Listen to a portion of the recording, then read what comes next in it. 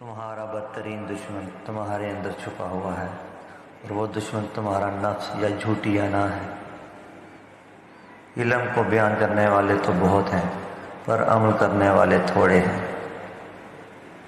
برداشت کے کانوں سے سنو، رحم کی آنکھوں سے دیکھو، اور محبت کی زبان سے بولو۔ اللہ نہ تمہاری صورت کو دیکھتا ہے نہ تمہارے اعمال کو، بلکہ تمہارے دل کو دیکھتا ہے۔ دنیا داروں کی صحبت سے پرہیز کرو، اگر تنگ دست ہوگا تو تجھے حقیر سمجھیں گے، اور اگر مالدار ہوگا تو تجھ سے حسد کریں گے۔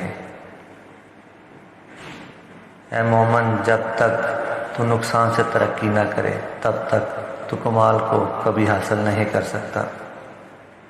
عقل مند اگر خاموش رہے تو قدرت الہی میں فکر کرتا ہے، اور جب نگاہ اٹھا کر دیکھے تو عبرت حاصل کرتا ہے۔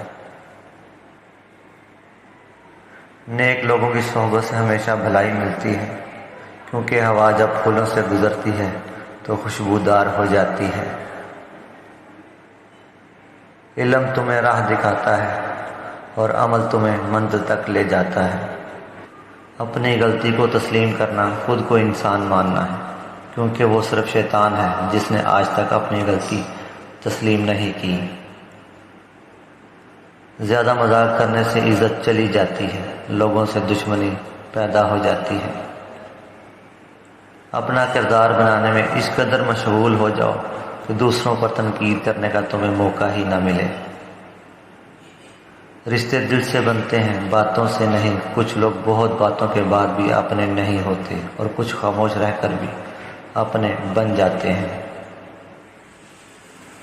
شک کی دمک صدیوں پرانے تعلقات کو بھی کھوکھلا کر دیتی ہے۔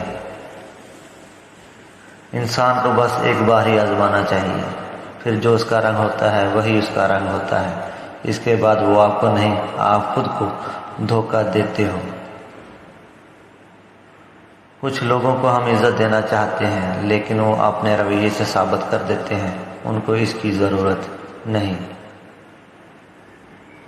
اگر آپ کسی بیوقوف سے لڑنے کی کوشش کر رہے ہیں تو آپ سے بڑا بیوقوف کوئی نہیں۔